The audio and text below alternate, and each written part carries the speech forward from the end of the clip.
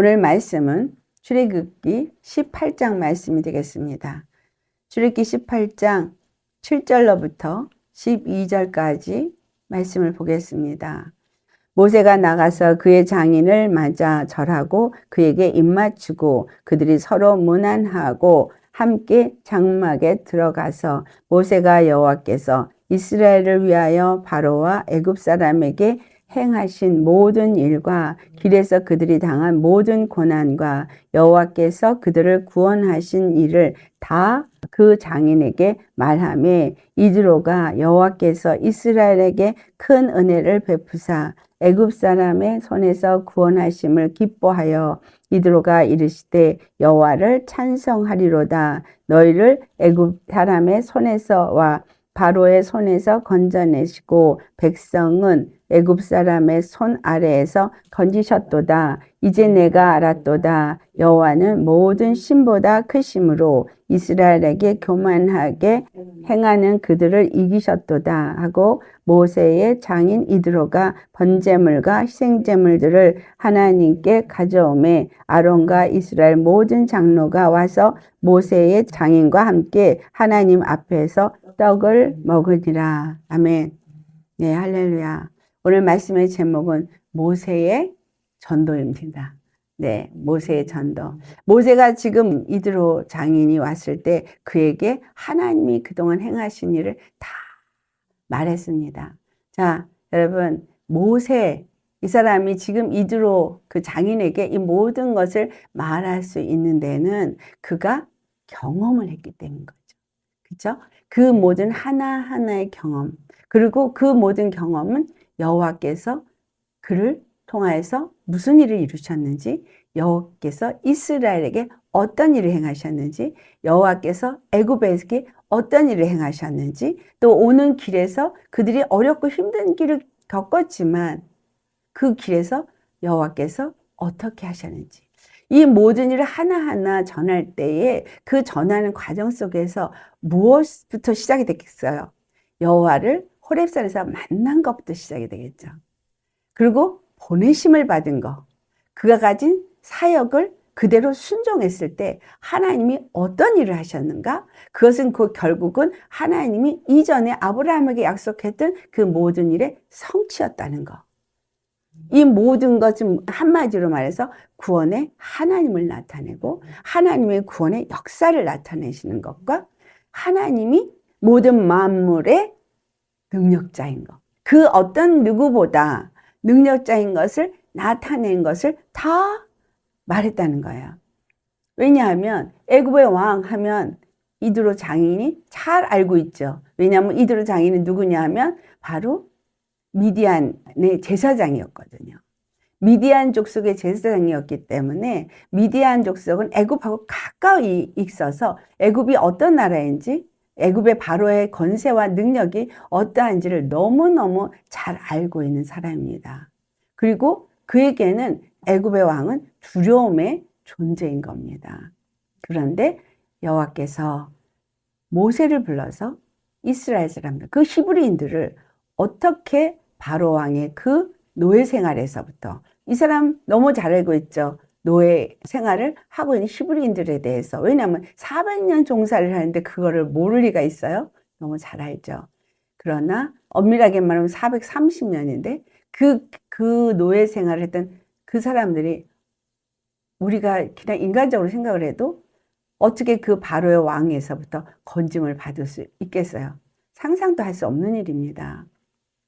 그런데 거기서 건져내시는데 얼마나 멋있게 건져낸지를 이 모세의 입을 통해서 다 말했다는 거예요. 그래가지고 이 모세의 전도를 통해서 모세의 장인 이드로 이가 이곳에 찾아왔을 때 그는 그냥 이렇게 출애굽을 했으니까 놀라운 일이고 정말 신기한 일이고, 그래서 신기하기도 하고 놀랍기도 하고, 그래서 보고 싶기도 하고 정말인가? 들리는 소문에 알고자 하는 호기심과 이런 것들이 있어서 왔겠죠.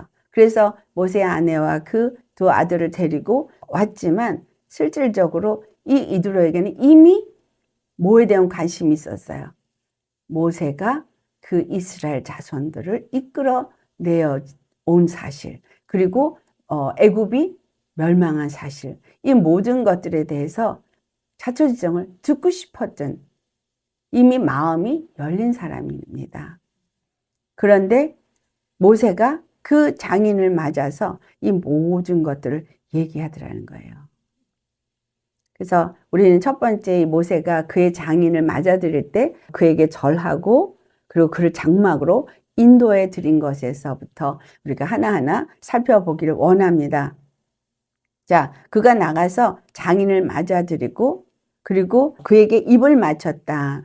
이거는 이 입 맞춘다라는 그들의 그 어떤 전통 속에서는 굉장한 환영의 의미가 있거든요. 환영의 의미. 그리고 그가 절했다라고 하는 건 우리처럼 그냥 서가지고 고개만 까딱하는 절이 아니라 땅에 완전히 엎드려서 이도로 장인의 예우를 갖추는 것을 말해주고 있습니다. 그의 장인이기 때문에 그럴 수 있다고 치지만 요새는 뭐 장인한테 그렇게 예우를 갖추나요? 거기다가 또 하나님의 굉장한 능력을 부여받고 이스라엘 그 많은 사람들을 이끌어낸 모세로서는 어떻게 하면 정말 교만할 수도 있습니다. 내가 지금 누군데? 그렇죠? 그 이스라엘 300만이라는 이스라엘 사람들 앞에서의 모세는 대단한 사람이거든요. 근데 미디안은 이스라엘 사람이 아닌 이방 족속입니다. 근데 거기에 모세가 절을 했다라는 거예요. 엎드려 절을 하고 그에게 입을 맞추면서 그를 장막으로 인도해 드립니다. 이것은 어떤 의미를 의미하냐? 아주 지극히 웰컴, 환영하는 의미이고 그 앞에 자기를 낮추고 그 사람을 예우하면서 맞아 드렸다는 것을 말할 수 있습니다.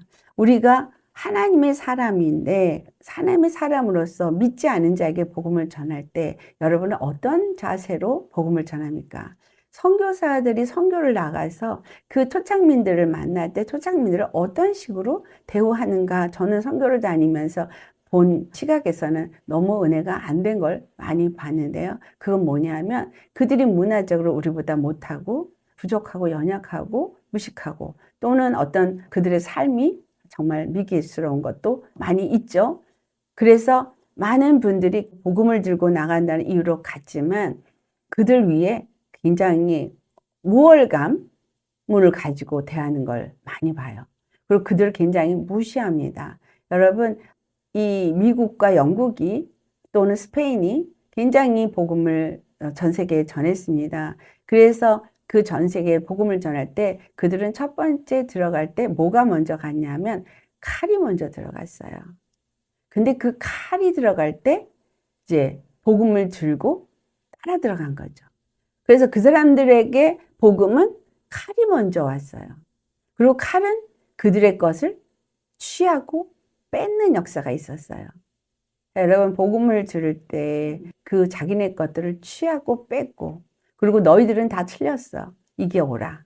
그들을 무시하고 짓밟고 하면서 들어간 복음이기 때문에 사실 복음을 받아들이는 거가 쉬운 건 아닙니다. 어떤 면에서는 강제적인 복음을 받아들여야 되는 상황이 놓여 있다라고 말하는 게 훨씬 더 쉬울 거예요. 그래서 그들이 그걸 받아들일 때 또 거기다가 선교가 실패한 두 번째 이유는 칼이 먼저 들어가서만 실패한 게 아니라 두 번째 우월감 때문입니다. 그들이 갖고 있는 전통적인 그들의 문화, 그들의 어떤 습관들을 무시해버리고 그리고 기독교적인 관점에서 그들이 해석한 기독교를 집어넣으면서 이게 옳아라고 하면서 완전히 그들이 갖고 있는 문화나 어떤 생각들, 의식, 전통은 다 배제하고 새로운 걸 그들에게 집어넣으려고 하는 것 때문에 그러한 시도로 인해서 그 당시에는 성공한 것 같아 보였습니다.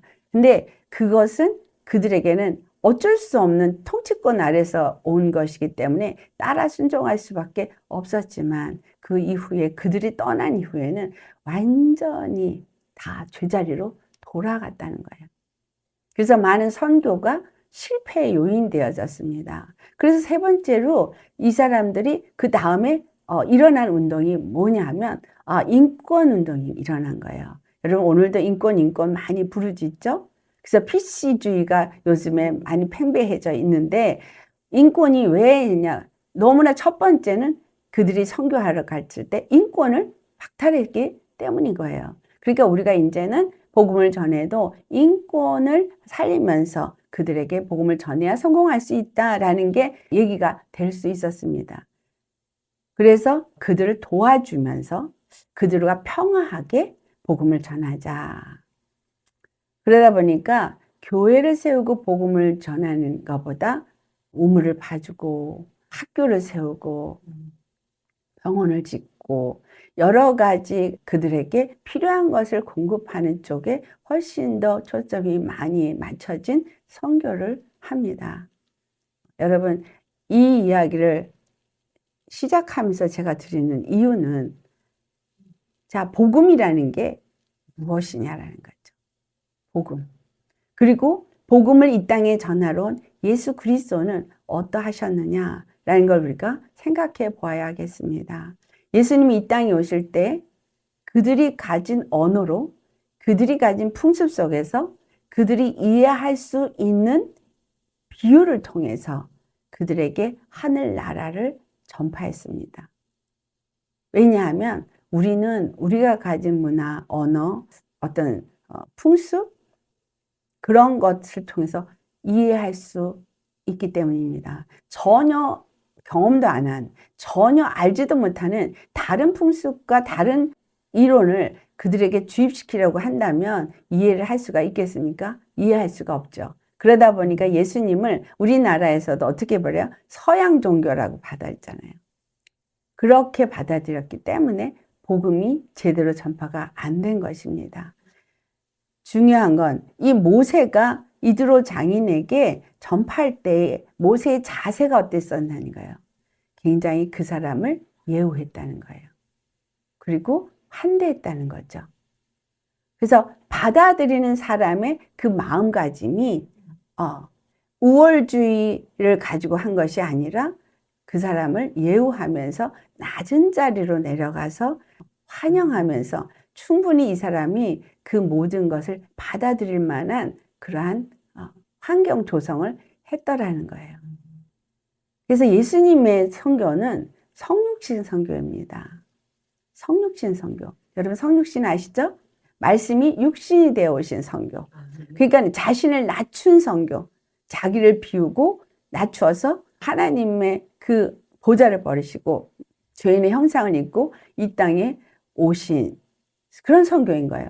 그리고 그들이 알아들을 수 있는 비유를 사용해서 했고 그 다음에 이적과 표적을 행하시면서 그들에게 정말 필요한 것이 무엇인지를 실질적으로 공급하시면서 하나님의 역사는 바로 이 구원이라는 거 그것을 알게 하신 거예요. 배고픈 자에게 빵을 주시면서 병든 자를 고치시면서 그러나 먹는 거에서 끝나지도 않았고 병을 고치는 거에서도 끝나지 않았어요. 반드시 하나님의 나라와 뜻에 대해서 말씀을 증거하셨다는 거예요. 그리고 그들이 잘 알고 있는 이스라엘의 역사를 들어서 그 율법책에 기록된 대로 그리고 그 역사 속에 선지자들이 예언한 말씀들을 인용해서 그들로 하여금 예수 그리스도가 주고자 하는 하나님을 소개했고 하나님을 통해서 예수 그리스도를 통해서 이루고자 하는 것이 무엇인지를 증거했다라는 겁니다. 모세도 자기가 경험한 예수를 전할 뿐인 거예요. 그쵸? 예, 자기가 경험한 여호와의 구원을 전했을 뿐인 겁니다. 다른 것은 말할 수가 없는 거죠. 그냥 일어난 사건을 전했을 뿐이에요. 그러면 우리도 복음을 전할 때 우리도 내가 만난 예수를 전할 뿐인 거예요. 아멘. 내가 예수님을 경험하지 못했다면 말할 수가 없겠죠.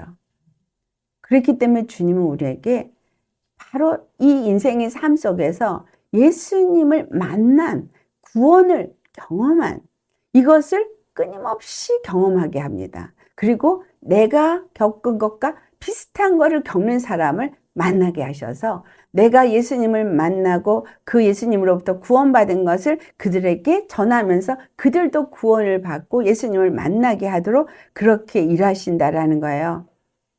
네, 이 모세가 그 장인으로 모신 이 이드로 미디안은 어떤 자냐 하면 이 사람이 미디안 제사장이라고 그랬잖아요. 그러면 그들이 드리는 제사법은 이스라엘의 제사하고 다른 거죠.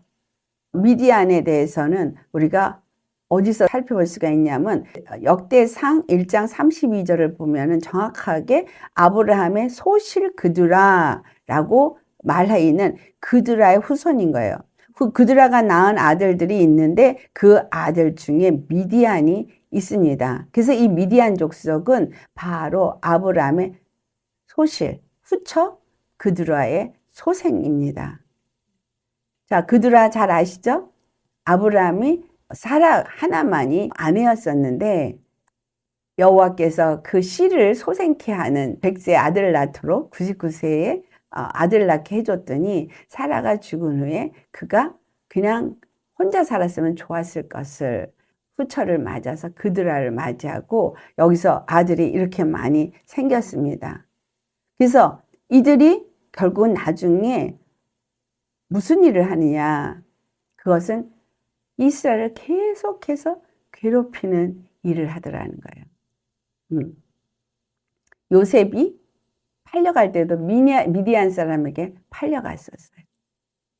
미디안 사람은 계속해서 이스라엘을 괴롭혔기 때문에 기드온이 싸웠던 상대도 미디안 사람들이었었어요. 그래서 이게 뭐예요? 바로 우리 조상이 잘못 저지른 것 때문에 거기서 얻어지는 결과였다는 거죠. 그러니까 아브라함이 후처를 맞아서 나온 미디안이 여기서는 모세의 장인으로서 좋은 사람처럼 나타나고 있지만 그 후에 보면은 이스라엘이 광야에서 비느하스에 의해서 음행을 행하면서 하나님의 범죄에서 연병이 돌아가지고 하루 25,000명이 죽는 이 사건이 일어나는 거, 이거 누구예요? 미디안 사람들. 네. 그래서 우리 안에 이 미디안 사람이라는 것은 우리가 예수님을 믿으면서 예수님 앞에 온전하게 그 영으로만 산다면 이런 그들과 같은 후처를 맞이하지는 않을 거예요. 그리고 미디안 같은 사람을 낳지도 않겠죠. 그런데 좀 주님의 생명의 씨를 좀 갖고 나면, 좀 뭔가 잘 되고 나면 꼭 딴짓들을 해가지고 하나님의 원하는 것만을 맺지를 않고 다른 것들을 맺어서 결국 그것이 우리를 공격하고 힘들게 하고 무너지게 하는 그런 역사를 하더라는 거예요. 그래서 우리는 주님 안에서 이런 어떤 한 사람, 어떤 한 사건을 통해서 주님은 우리에게 많은 걸 말씀해 주고 있습니다. 근데 오늘은 초점이 모세의 전도에 맞춰 있으니까 지금 그것만 살펴보기를 원합니다.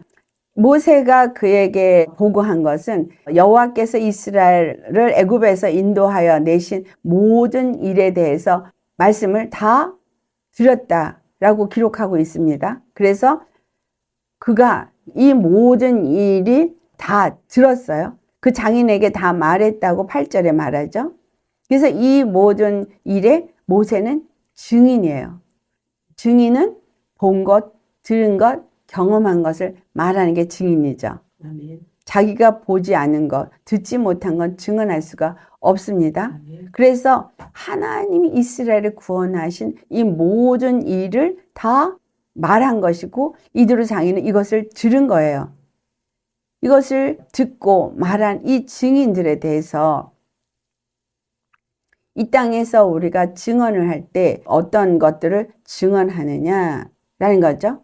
누가복음 24장 46절에서부터 48절까지를 보면 그리스도가 고난을 받고 제3일에 일어날 것, 예수님 스스로가 구약의 모든 말씀들은 나에 대한 말씀이다 라고 얘기를 하시고는 엠마오로 가던 두 제자의 눈을 밝히서 그들이 그것을 깨달아 알아듣게끔 하실 때에 하신 말씀입니다. 그리스도가 고난을 받고 제3일에 죽은 자 가운데서 살아나실 것과, 그렇죠? 그러니까 성경의 구약에 무엇이 기록된지를 그들에게 말해주는 겁니다. 그리고 그의 이름으로 죄사함을 받게 하는 회개가 예루살렘에서부터 시작하여서 모든 족속에게 전파될 것이 기록되었으니 너희는 이 모든 일의 증인이라. 자, 지금 성경을 열어주면서도 엠마오로 간 두 제자에게 예수님은 구약에 무엇이 기록되어져 있냐? 예수님이 고난을 받고 제3일에 죽을 것과 다시 살아날 것을 기록됐는데 너희가 이것을 지금 보았다 라는 걸 말해주는 거예요. 그러면 예수님 죽은 걸 보았어요. 그 다음에 예수님이 살아난 것을 너희가 안다는 거예요. 왜냐하면 막달라 마리아가 가서 얘기를 했거든요. 근데 이들은 믿어지지가 않는 거예요. 믿지 않는 거예요. 예수님이 그래서 지금 다시 그들에게 이 말씀을 열어주는 거죠.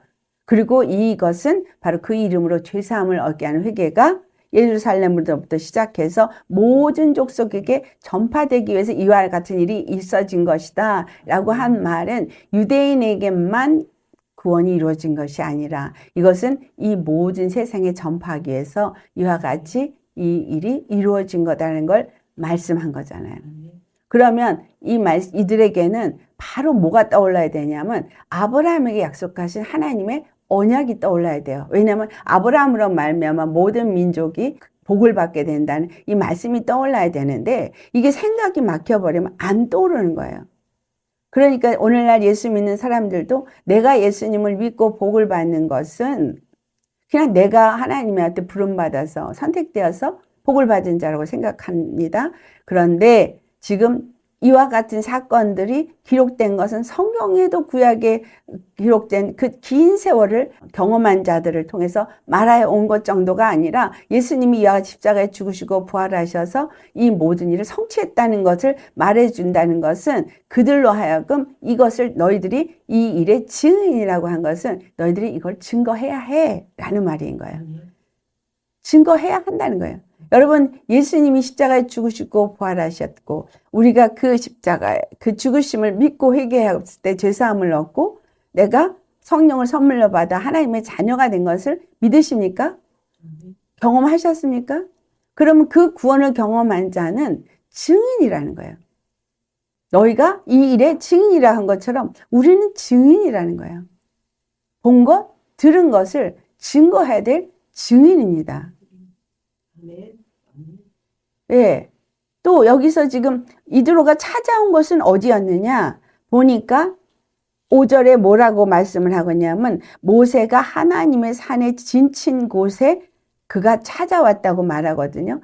모세가 진친 그것은 하나님의 산인 거예요. 하나님의 산. 여러분, 하나님의 산이라고 얘기하는 거 우리가 호렙산 하나님의 산, 시내산 하나님의 산 그렇게 말하면서 이름이 다르다고 하지만 하나님의 산이라는 의미는 하나님 앞에 예배하는 처소라는 거예요. 주님이 함께하는 곳인 거예요. 그래서 그 하나님의 산에 그들이 장막을 쳤을 때 찾아온 거거든요.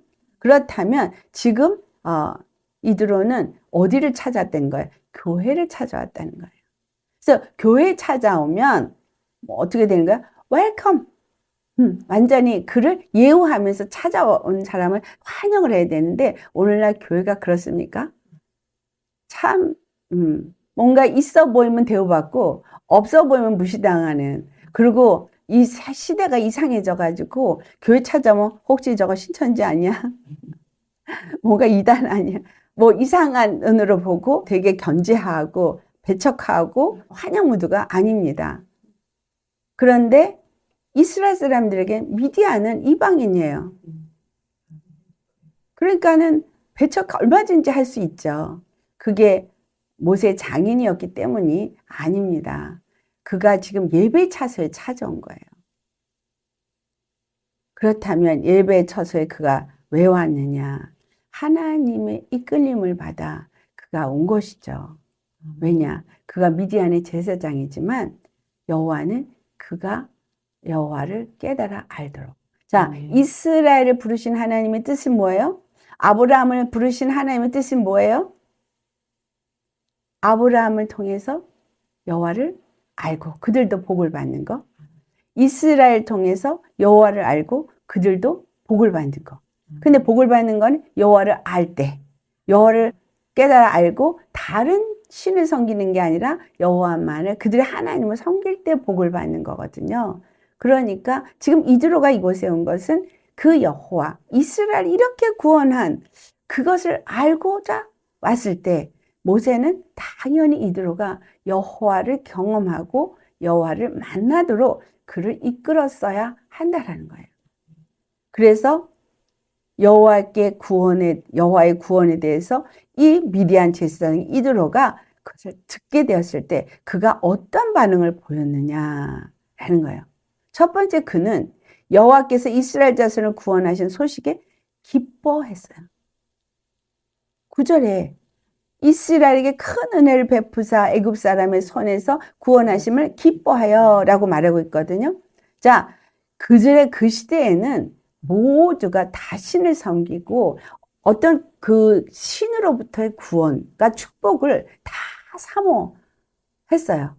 근데 그때보다 지금은 더 어떤 신에 의한 축복보다는 내 스스로가 뭔가를 얻으려는 게 훨씬 강하죠. 그러나 그때 시대만큼은 모두가 굉장히 다신을 섬기고 많은 것들을 신으로 섬겼지만 그들에게는 전쟁도 어떤 나라가 세워지는 것도 어떤 신으로 말미암아 세워졌다는 인식이기 때문에 그 신이 그들에게는 어떤 구원을 주는 자인 거예요. 그 구원과 축복은 연결되어 있었습니다. 그래서 미디안 그 제사장 이드로는 모세가 말한 여호와, 그가 뭐 여호와를 알았어요? 몰랐죠. 그런데 모세로부터 여호와에 대해서 들었어요. 그리고 여호와가 약속한 그 은혜를 이스라엘에게 베푼 소식을 들었어요. 그래서 그는 그 다음에 뭐라 그래요? 10절 이드로가 이르되 여호와를 찬송하리로다. 아멘. 그가 지금 첫 번째는 그 소식을 들은 거예요. 기쁜 소식을 들었어. 와, 너무 좋다. 그 다음에 두 번째, 그는 그의 이름을 높였어요. 아멘. 오늘 우리가 예수님을 만나고 예수님을 소개하고 그랬을 때 다른 사람이 그 소식을 들은 거로 인해서 그 여호와를 기뻐하고 여호와를 찬양하느냐라는 겁니다. 여호와를 찬송했는데 어느 정도로 찬송했어요? 애굽 사람에서 바로의 손에서 그들을 속량해내신, 건져내신 여호와를 찬송했다라는 거예요. 애굽 사람의 손 아래에서 그들을 건져냈다라는 이게 그렇게 쉬운 일이 아니라는 걸 너무 잘 알죠. 그래서 11절에 뭐라 그래요? 이제 내가 알았도다. 예, 미디안 장로 그 제사장 이드로가 이제 내가 알았도다. 뭘 알았다는 거예요? 바로 여호와가 신 중에 신이라는 거. 그 바로 왕의 그 강한 그 권력에서도 얼마든지 구원을 이루시는 여호와라는 거. 이스라엘의 하나님이라는 걸 이제 내가 알았다는 거예요. 여러분, 내가 믿는 예수님이 정말 그 어떤 모든 것에서 나를 구원하실 여호와라는 걸 여러분 아십니까? 내가 이제 알았도다 라는 이 말을 하는 것은 이제 진짜 내가 발견했어. 확실하게 내가 알았어. 진정한 구원이 어디로부터 오는지를 내가 알았어. 이거거든요. 그래서 내가 정말 이제 알았도다 할 만큼 예수님에 대해서 그렇게 확신이 있으십니까? 라는 거예요. 이드로가 이와 같은 확신을 가지게 된 건 모세가 자기 경험한 것을 진솔하게 다 말했고 그건 다 사실이니까. 그래서 처음 예수 믿는 사람들에게는 간증이 참 효력이 있습니다. 그런데 그 간증에 자기의 어떤 자랑이나 자기를 높이고자 하는 그런 게 가미가 되는 간증을 사람들이 되게 많이 해요. 그러면 그 간증은 제대로 된 간증이 될 수가 없어요. 그래서 간증은 정확한 팩트를 전하는 게 간증이에요. 내가 경험한 예수, 내가 경험한 구원, 그것을 그 사람이 이해할 수 있게끔 전달하는 이게, 그래서 그들로 하여금 예수님을 지금 이 이드로처럼 내가 알았다. 진정한 구원이 누구이고 진정한 신이 누구인지 내가 이제 알았다. 이 소리가 나올 수 있도록 간증이 되어져야 하는 거예요. 근데 많은 사람 간증 들으면 이 간증에 하나님을 높이는 게 별반 없고 자기 얘기를 하는 스토리로 간증을 해요. 이건 잘못된 간증이에요. 여러분, 간증을 할 때 이 모세처럼 정확하게 여호와, 구원의 하나님, 그가 어떤 일을 이루셨고 내가 어떤 구원을 경험했는지를 간증해야 되는 거예요. 그래서 듣는 사람 이로 하여금 누구를 만나도록? 여호와 하나님을 만나도록, 예수님을 만나도록. 내가 이제 알았다. 이거구나. 바로 이거구나. 그래서 기뻐하고, 그래서 그 여호와를 찬송하게 해야 하는 겁니다. 그가 그 알았다고 한 말이 거기 나오죠. 뭐라고 알았다 그래요? 여호와는 모든 신보다 크심으로 이스라엘에게 교만하게 행하는 그들을 이기셨도다. 그러니까 다른 자들이 교만하게 한다는 건 높인다는 거잖아요. 자기의 권세를 높이고 자기의 이름을 높이고 자기의 신을 높이고, 그런 사람들 앞에서 그 모든 것을 다 코를 납작하게 하고 그 위에 가장 뛰어난 신인 것을 나타낸 분이 이분이구나. 그걸 고백하는 거예요. 아, 여호와는 모든 신보다 크시다. 모든 신보다 크시다는 이 고백은 그때 당시에는 모든 나라와 모든 권세, 모든 능력보다 크시다 이 말인 거예요. 왜냐하면 나라는 신과 연관되어 있다 그랬죠. 그래서 야, 진짜 여호와가 모든 신보다 크신 이를 임을 찬송한다는 건 신 중의 신, 그렇죠? 만주의 주가 되신다는 걸 이 이드로가 발견했다는 것입니다. 그 홍해를 건넜을 때 모세의 노래 속에 출애굽기 15장 6절에 가면 어떤 말이 나와? 여호와여, 주의 오른손이 권능으로 영광을 나타내시나이다. 여호와여, 주의 오른손이 원수를 부수시니이다. 주의 오른손, 이게 능력이거든요. 권세. 그러니까 모든 신 중에, 모든 권세 중에 가장 뛰어난 권세이고 가장 뛰어난 신으로서 그 영광, 모든 신 중에 신인 영광을 나타내셨다는 것을 그들이 고백했고, 모든 권세와 능력을 다 부수고 그들에게 원수 짓을 행한 교만한 자들을 다 부수셨다는 것을 고백했던 찬양이었습니다. 지금 이 얘기를 들은 이드로 역시도 똑같은 말을 하고 있다는 거예요. 이 말씀을 우리 시편 89편 10절을 보면 뭐라고 말하는지 한번 찾아볼까요? 주께서 라합을 죽임당한 자 같이 깨뜨리시고 주의 원수를 주의 능력의 팔로 흩으셨나이다. 여기서 라합이라고 표현된 이 라합은 애굽왕 바로를 상징하는 표현이에요. 왜냐하면 라합은 그때 당시에 전설적인 큰 바다 밑에 있는 짐승을 라합이라고 하는데, 그러니까 바다의 용이라고 말할 수 있습니다. 그러니까 바다의 용. 근데 우리가 잘 아시듯이 바다를 가르시고 용의 머리를 깨뜨리셨다는 말이 나오잖아요. 그게 바로 이 라합인 거예요. 근데 이 라합은 바로 애굽왕의 바로를 상징하는 말로 쓰여졌어요. 다시 말하면 그때 당시에 세상의 권세자, 능력자, 왕, 이거거든요. 근데 이것을 깨뜨렸다는 거예요. 라합을 죽임 당한 자 같이 완전히 깨뜨리셨다라는 겁니다. 그래서 이 모든 것들이 이스라엘에게 어떻게 말하냐면, 이사야 선지자에 의해서 말하는 것이 이사야서 30장 7절을 보면 이스라엘이 애굽의 도움을 기다리고 바라고 그들에게 청하러 가는 일을 했었습니다. 그렇기 때문에 이사야 선지자를 통해서 한 말, 애굽의 도움은 헛되고 무익하니라. 그러므로 내가 애굽을 가만히 앉은 라합이라 일컬었느니라 라고 말한 거예요.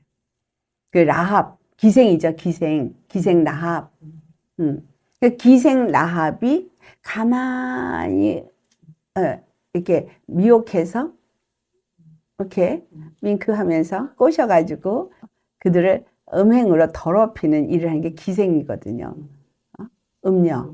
근데 이것이 애굽이 그와 같다는 거예요. 어떤 문명, 문화로서 이렇게 꼬셔가지고 우리로 하여금 이 세상의 어떤 부귀, 어떤 명예, 이 땅의 어떤 좋은 것들이 우리를 유혹하죠. 그게 뭐야? 세상 신인 거예요. 그러니까 애굽이 세상 신이고 그거를 의지하는 사람은 그것이 헛되다는 것을 하나님 반드시 알게 하신다는 거예요. 진정 나의 구원이 그것들로부터 오냐, 나의 기쁨이 그것들로부터 오냐 하면 그것을 기뻐하고 그것을 찾아다니는 사람에게는 하나님 반드시 네가 의뢰하고 의지하는 것이 너에게 기쁨을 줄 수 없다는 걸 알게 하십니다. 그걸 알게 하는 그 자체가 은혜인 거예요. 왜냐하면 구원하고 싶으시니까 하는 거거든요. 그리고 그가 기뻐한, 그 다음에 이제 알았도다 하고 그를 찬송했어요. 그러고 나서 거기서 끝나지 않았어요. 그리고 그는 세 번째 번제와 희생제물을 가져와서 드렸어요. 자, 이 세 가지가 어떤 의미를 주고 있어요? 그냥 기쁜 소식을 들었을 때 와 그렇구나 기뻐가지고 아 좋다 하는 거 끝난 것도 아니고 그 다음에 찬송했어요. 온전히 이제 내가 알았도다 확실하게 구원이 누구로부터 오는지를 알았도다. 그가 여호와를 그의 주로 영접했다는 얘기죠. 그럼 미디안 제사장 이제 더 이상 안 했겠죠. 영접했어요. 그 다음에 세 번째는 확실하게 그들이 드린 제사는 이 죄사함과 그 다음에 하나님부터 어떤 그 관계성이 이루어지도록 하는 예물을 드렸다는 거예요. 그러니까 번제물과 희생제물을 드렸다는 얘기는 이드로는 이제부터 내가 여호와 하나님 앞에 제사하는 자가 되었다는 의미인 거예요. 그냥 한 번에 번제와 희생제 드리고 땡 하는 게 아니라 이제 내가 알았다고 하는 사람이 가가지고 도로 돌아가서 다른 것이 나의 번제물로 드리면서 희생제물을 드리면서 다른 것에 구원이 있다고 하겠느냐라는 거죠. 근데 오늘 예수님 믿는 사람들은 어떻습니까? 예수님 믿는 사람들은 그렇게 예수님을 영접하고 믿는다고 하면서도 다른 거 좋아가지고 다른 것을 기웃기웃거리고, 여러분 좌로나 우로나 치우치지 않는다는 말의 의미를 아시죠? 예, 기웃기웃하지 않는다는 얘기예요. 구원이 다른 곳에 있다고 생각해서 다른 것을 의지하지 않는다는 이야기입니다. 자, 그 정도가 아니에요. 그렇게 되니까 네 번째, 이가 모든 사람과 이제 번제물과 희생제물까지 드렸으니 이는 완전히 이스라엘과 하나가 된 거예요. 그러다 보니까 아론과 이스라엘, 여기 지금 12절 뒷부분에 보면 모든 장로들과 하나님 앞에서 떡을 먹었다고 기록되어져 있습니다.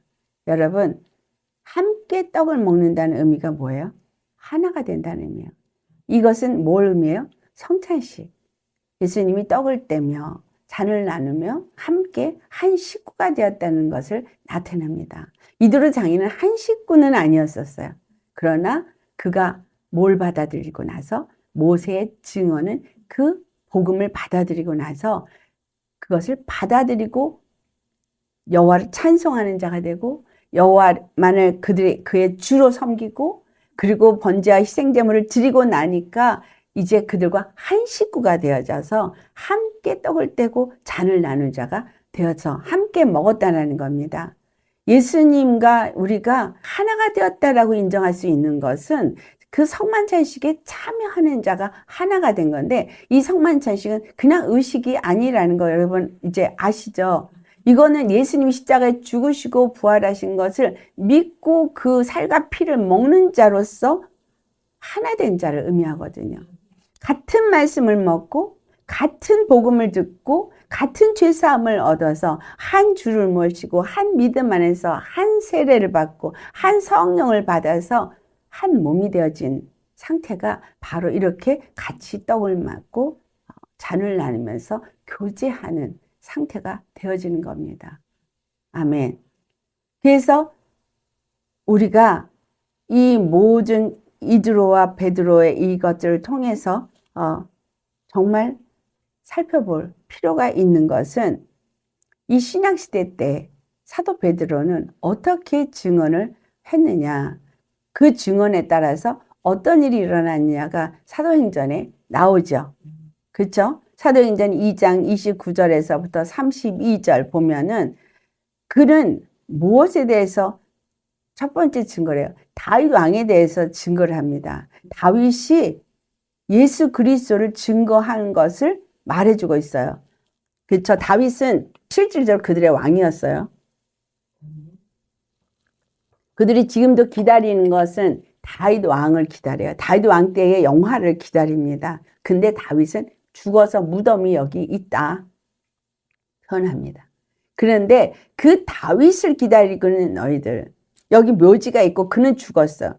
죽었기 때문에 다시 올 수가 없는 거예요. 그러나 예수 그리스도는 부활하셔서 우리에게 바로 그 기다리는 메시아가 될 수 있도록 부활하셨다는 걸 말하고 있습니다. 그래서 기다리는 다윗은 죽어서 오늘까지 무덤이 있다는 거예요. 그러나 예수님은 빈 무덤, 부활하셨다는 이야기는 뭘 의미하고 있는 거죠? 육신으로는 썩음을 당하였지만 그러나 그는 썩음을 당하지 않는 부활에 우리의 진정한 메시아가 될 수 있다는 거예요. 예수님을 하나님께서 살리신 일을 우리가 다 보았다. 죽으심도 받고 다시 살리심도 받고, 그래서 이가 메시아다. 베드로가 그걸 증거하는 거예요. 그래서 니네들이 이 예수를 죽였다. 그런데 그 말씀이 사도행전 2장 36절에 뭐라 그러죠? 이스라엘 온 집이 확실히 알지라, 그 말이에요. 확실히 알아야 할지니 너희가 십자가에 못 박은 이 예수를 하나님이 주와 그리스도가 되게 하셨다. 그들이 기다린 메시아가 되게 하였고, 메시아만 되는 것이 아니라 이스라엘의 왕 다윗을 기다리고 있는 우리에게 진정 이분만이 우리의 단 한 분 주요 모든 것을 이루시는 왕이라는 것을 알게 했다는 거예요. 그래서 그가 주와 그리스도가 되게 하셨다는 것에 대해서 우리가 증언한다 라고 말하는 거예요. 우리는 담대하게 예수님만이 주와 그리스도라고 말하실 수 있겠습니까? 그래서 간증은 그 모든 팩트, 내가 경험한 예수를 말하는 것뿐만이 아니라 그로 인해서 이가 바로 우리의 구원이시고 우리의 주가 되시고 우리의 단 한 분 그리스도인 하나님과 우리 사이의 중보라는 걸 말할 수 있는 당당함이, 깨달음이 우리에게 있어야 한다는 거예요. 그 깨달음이 있을 때, 진정 제대로 복음을 전할 때, 모세도 그랬고 지금 베드로도 그렇고 누구에 의해서 이걸 전해요? 성령에 의해서 전했어요. 그래서 성령님에 의해서 전하고 나니까 이 말씀을 들은 자들의 마음에 찔림을 받아서 그들이 전부 어떻게 돼요? 회개를 하더라는 거예요. 이 말을 듣고 37절에 말하죠. 마음에 찔려서 베드로와 사도들에게 그들이 정말 우리가 어찌할꼬 하면서 회개를 하게 되는 거죠. 그때 결과, 중요한 거는 이게 결과가 중요해요. 예수님이 내가 죽을 건세로 죽고 살 건세로 죽는다. 그러기나 죽었으면 끝인데, 반드시 진정한 구원의 역사는 예수님께서 말씀하셨던 것처럼 내가 많은 사람을 내게로 이끈다라고 말했거든요. 그래서 진정한 예수님의 복음을 전하는 자를 통해서 하나님은 많은 사람을 주님께로 돌이키게 합니다. 아멘. 모세가 이드로를 여호와를 알게 하고 고백하게 하고 제사 드리게 한 것처럼 베드로도 외쳤으면 거기에 대해서 반드시 결과를 얻어야 되는 거예요. 그래서 그들로 하여금 회개하고 주님께 돌아오고 하는 거죠. 그래서 사도행전 2장 38절의 말씀을 보면 베드로가 너희가 회개하여 각각 예수의 이름으로 세례를 받고 죄사함을 받으라. 이 원어는 침례를 받고인 거 아시죠? 네, 예수 그리스도의 이름으로 침례를 받고 즉 예수님이 죽으심을 본받아 연합하고 그의 살아나심을 본받아 연합한 자가 되어졌으면 죄사함을 받으라. 그러면 성령의 선물을 받으리니. 네, 이 약속은 너희와 너희 자녀와 모든 먼 데 사람 곧 주 우리 하나님이 얼마든지 부르시는 자들에게 하신 것이라. 차별이 없다는 거예요. 영접하는 자 모든 자들에게 다 해당이 된다는 거죠. 그래서 여러 말로 확증을 했다고 말하고 있어요. 확증하고 뭘 했어요? 권하여 말을 한 거예요. 우리가 이제 이 시대를 살면서 여러분이 예수님을 경험하는 이유, 여러분은 확증하고 그리고 권해서 사람들로 하여금 예수님께 돌아오게 해야 합니다. 어디로? 십자가 복음으로. 이 땅에 교회 많아요. 또 말씀이라고 증거하는 것도 많습니다. 너무나 범람 많은데 진정 구별이 안 되는 말씀이 너무 많아요. 확실하게 내가 만난 예수를 증거하지 않으면 효력이 없어요. 그래서 예수님을 만나야 해요. 경험해야 해요. 구원을 경험해야 합니다. 그리고 확증하고 권하고 증거할 수 있어야 되겠죠. 그러니까 그들에게 구원을 받으라고 하는 너무나 기다렸던 그 메시아가 바로 그들이 죽인 그가 메시아가 됐다는 것을 증거하는 소리에 그들이 놀래서, 또한 그 베드로가 나가서 이 얘기를 할 때 그들이 증거하는 걸 각 나라에서 온 사람들이 자기네 말로 그걸 들었단 말이죠. 하나님의 비밀을 들었다는 거예요. 구원의 그 놀라운 사건들을 그들은 한 사람이 한 언어를 말하는데 여러 나라에서 온 사람들이 각자 자기 언어로 그거를 들었더라는 거예요. 각자 해석이 되어졌다는 얘기죠. 베드로는 방언을 했는데 그 사람들에겐 그 방언이 다 자기네 말로 해석이 돼서 통변이 돼서 들렸다는 건 성령의 역사 아니건 해석이 될 수가 없잖아요. 그래서 그들이 이것을 받아들이고 다 침례를 받고 그들이 신도수가 3,000이나 더했다라고 말하고 있어요. 그렇게 된 자들이 뭐 하겠어요? 그 다음에 바로 이드로 장인이 고백하고 제사를 드린 것처럼 그들이 함께 예배를 드리겠죠. 자기의 물건들을 내놓고 통용하면서 뭘 했는가? 번제와 희생제물을 드린 것처럼 여호와 앞에 자기의 것을 내어놓았습니다. 자기의 것을 내어놓고 나니까 그 다음에 그들에게 일어났던 일은 이드로가 같이 떡을 떼고 잔을 나누면서 함께 교제를 했던 것처럼 이 초대교회 사람들은 같이 교제하고 떡을 떼며 하나님을 찬양했다라고 기록하고 있습니다. 그 말씀이 사도행전 2장에 나오죠. 예. 그들이 사도행전 2장 42절을 보면 사도의 가르침을 받아 서로 교제하고 떡을 떼고 오직 기도하는 데 힘썼다고 말했어요. 자, 그 다음에 2장 46절은 같이 봉독해 볼까요? 날마다 마음을 같이하여 성전에 모이기를 힘쓰고 집에서 떡을 떼며 기쁨과 순전한 마음으로 음식을 먹고 하나님을 찬미하며 또 온 백성에게 칭송을 받으니 주께서 구원받는 사람을 날마다 더하게 하시니라. 이 초대교회에서 일어났던 이 일이 이제 이 마지막 때에도 일어나게 될 겁니다. 한 번의 부흥이 일어나게 될 거죠. 왜냐하면 하나님은 하나님의 성령으로 말미암아 성령에 의해서 일하는 사람들을 통해서 많은 영혼들을 구원해 내실 거니까. 아멘. 네, 지금 이란에 일어나고 있는 부흥이 엄청납니다. 그런데 정말 이슬람은 공산주의에서 복음을 전하기 어려운 것처럼 이슬람도 똑같습니다. 아주 어렵거든요. 왜냐하면 목숨 걸고 믿어야 되니까. 그런데 주님이 그냥 찾아오신대요. 그래서 이란 교회에는 예수님 얼굴을 안 본 사람이 하나도 없대요. 그래서 선교사님이 거기 가서 예수님 얼굴 본 사람 손 들어보라 그러는데 실제로 예수님 이 복음을 전한 선교사는 예수님을 본 적이 없는데 거기 이란의 교회에 있는 사람들은 다 예수님을 봤다 그러더래요. 예수님이 찾아가신 거예요.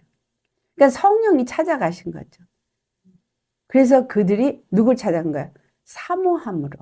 복음을 사모하고 정말 그 하나님을 만나기를 사모한 자들에게 주님이 직접 찾아가셔서 그렇게 인도하시더라는 거예요.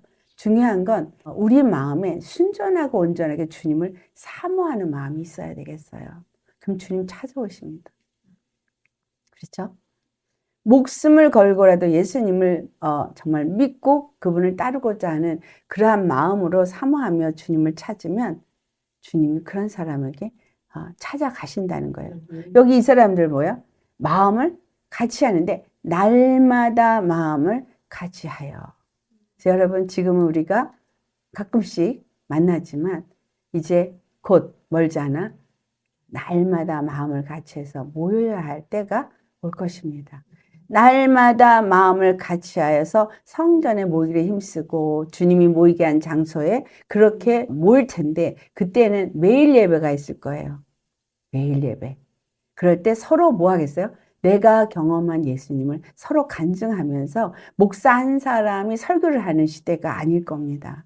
여러분 돌아가면서 정말 주님의 감동을 따라서 말씀을 증거하는 자가 되실 것입니다. 그 중에 예언하는 자도 나올 것이고 방언을 통변하는 자도 나올 것이고 하나님의 말씀을 받아서 정말 서로 떡을 뗄 때 정말 똑같이 자기의 것을 나누면서 말씀을 나누면서 은혜를 나누면서 뭐 하겠어요?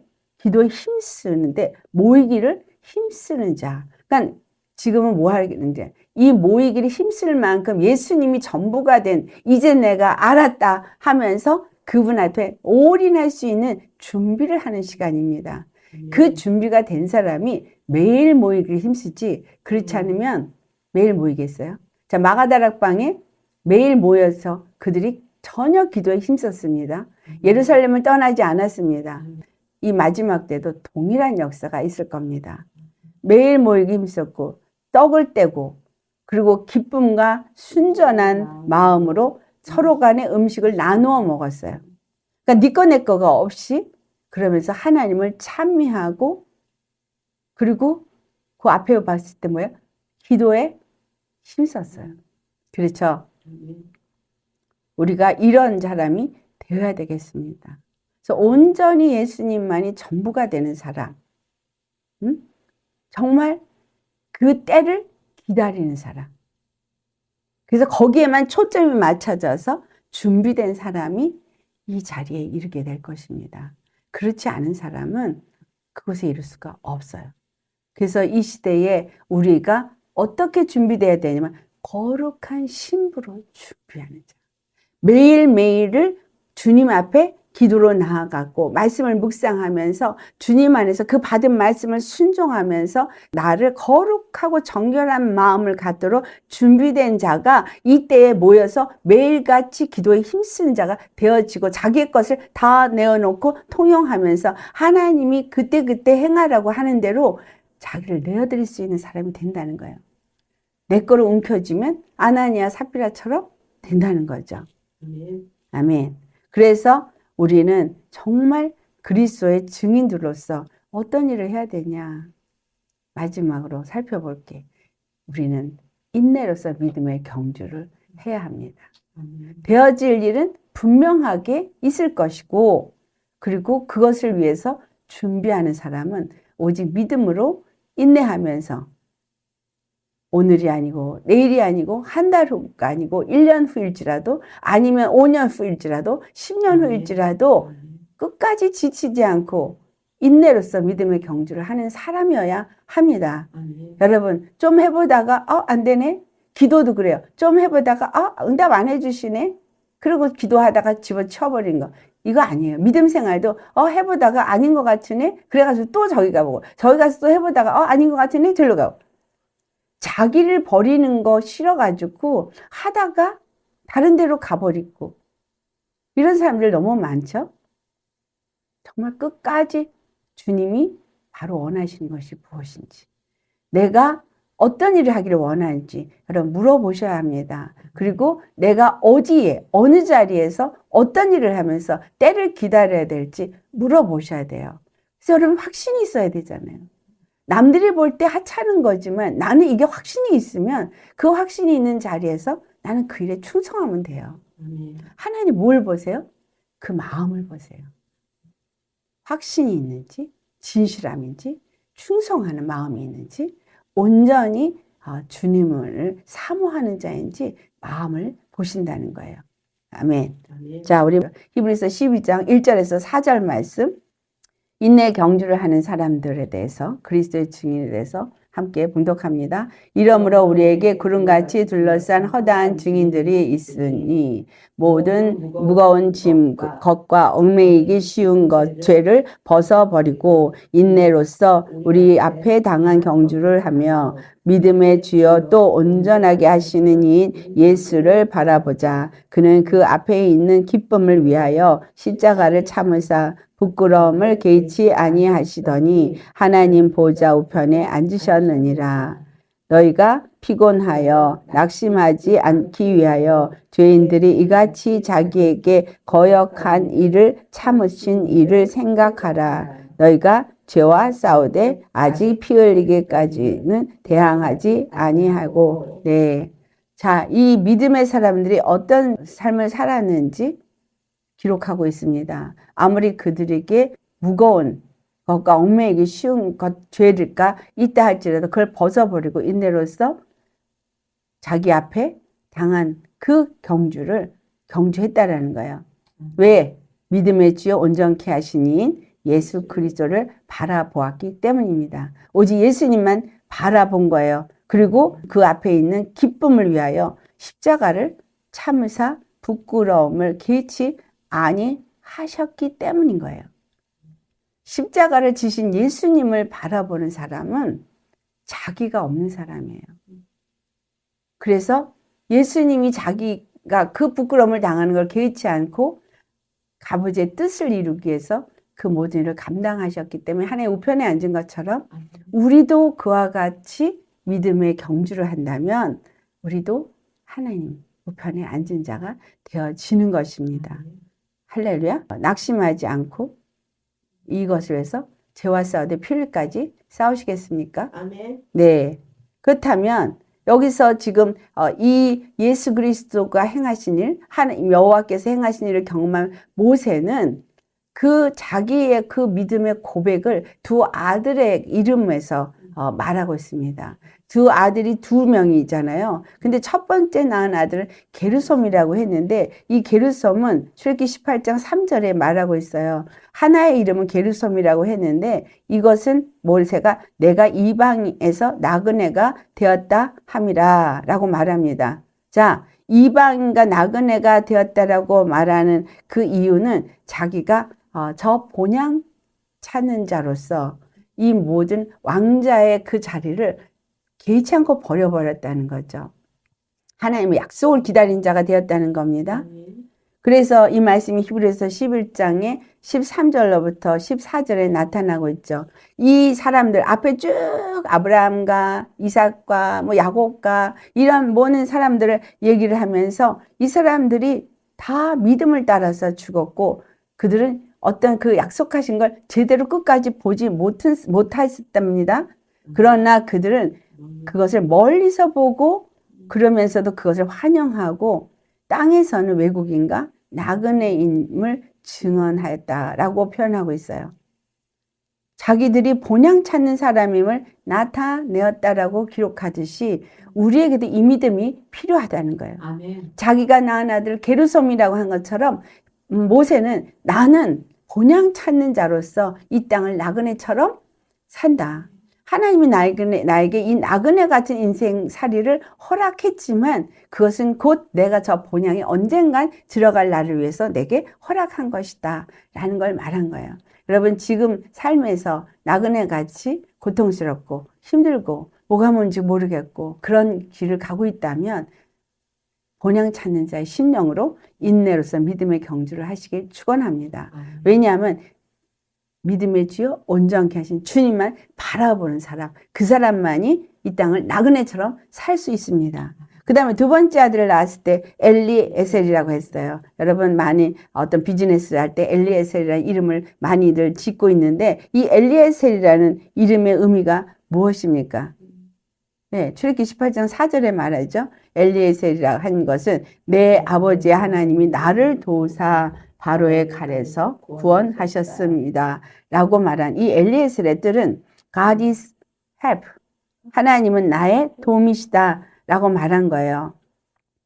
자, 게르솜은 이방인, 외인 이런 뜻이었거든요. 그러면 이 엘리에셀은 하나님은 나의 도움이시라. 그러니까 그는 나의 도움인데 어떤 도움이냐? 바로 나를 그 세상 권세, 임금, 세상 임금, 그의 칼에서 구원하셨다. 사망 권세에서 구원하신 나의 도움이시다. 그래서 주님은 나의 도움이십니다 할 때 뭔가 육적인 걸 얼른 도와주는 그것을 의미하는 게 아니라 나의 모든 가는 길에 사단의 공격과 위험과 칼과 적신과 기근과 어떤 전염병과 이 모든 것에서 주님은 나를 도우시는 분이라는 거예요. 근데 그 도움을 시편 91편에 어떤 식으로 표현하고 있어요? 천사들을 보내사, 천사들을 명령하사. 그렇죠? 네, 천사들을 명령해서 내가 가는 모든 길에서 나를 지키게 하시다. 예, 천사들을 위해서 나를 모든 것을 지키게 하는데 어느 정도 지키게 하는가? 그들이 그들의 손으로 내 발을 붙들어 돌에 부딪히지 아니하게 한다. 이 돌은 뭐예요? 말씀이 거치는 돌, 반석이 되지 아니하고 그 말씀이 나에게 나의 길에 빛이 되어지고 나의 길에 등이 되어지도록 주의 말씀이 항상 나를 인도하는 말씀이 되게끔 하신다 이거예요. 이 원수의 칼에서 나를 구원하는 것이 말씀이라는 건데 이 말씀이 비칠 때 그러면 이 말씀이 성령으로 내 안에서 역사될 때 나는 밝히 보고 알고 그리고 예수님을 증언하면서 내 길을 간다는 거죠. 가는 길에 사람들을 복음으로 인도하는 자로서 내가 가게 된다는 거죠. 그래서 내가 정말 바른 영으로 인도함을 받으면 내 한마디에 내 한마디의 고백에 내 한마디의 증언에 그 사람들이 내가 어찌할꼬 하면서 돌이키게 되고 구원을 받게 되더라. 그래서 여러분 이 모세의 증인같이 이 다가오는 시대 속에서 우리는 이렇게 복음을 증거하는 자가 되게 하기 위해서 오늘 저와 여러분이 예수님을 경험하게 하시는 겁니다. 그래서 이런 경험 저런 경험 하나도 버릴 게 없습니다. 나중에 훗날 여러분이 같은 경험을 하는 자들을 만날 때 그들에게 이거를 증거하면서 그들이 내가 이제 알았다. 이들의 장인처럼 네, 정말 이 여호와만이 모든 신 중에 뛰어난 신이구나. 이분만이 나의 구원이구나 라고 예수님을 영접하는 역사가 일어날 거예요. 베드로만 하루에 3,000명이었습니까? 아니요. 여러분들도 하루에 3,000명이 아니 5,000명씩 구원으로 인도할 수 있는 그러한 자가 되시길 예수님으로 축원합니다. 아멘. 기도하시겠습니다. 할렐루야. 거룩하신 아버지 참 감사합니다. 아버지의 은혜 안에서 이렇게 주의 말씀을 또 받습니다. 거룩하신 아버지의 은혜가 아버지 정말 이 말씀을 통해서 우리에게 주어졌습니다. 우리가 경험하는 이 모든 것들이 때로는 어렵고 때로는 힘들고 때로는 버겁고 벗어버리고 싶을 때가 있지만 이 모든 것이 결국은 예수님을 경험하는 것이고 그 예수님을 증거하게 하는 우리에게 툴이 됩니다. 주님 정말 날마다 경험할 때 예수님의 구원을 보게 하시옵소서. 예수님의 영광을 보게 하여 주시옵소서. 그래서 우리가 만나는 자에게 이것을 증거할 수 있게 하여 주옵시고 그 증거가 많은 사람을 살릴 수 있게 하여 주옵소서. 정말 내가 이제 알았도다 이드로가 말한 것처럼 주님 정말 우리는 낮아지고 주님의 이름을 높이면서 주님이 우리를 통해서 행하신 모든 일을 증거할 때에 듣는 이가 예수님을 주로 영접하고 내가 이제 알았도다 하며 주님 앞에 자신을 드려 번제물로 삼고 희생제물로 삼으며 주의 한 식구가 되어져서 같이 주님의 살과 피를 먹고 마시는 한 몸, 한 지체, 한 교회가 될 것입니다.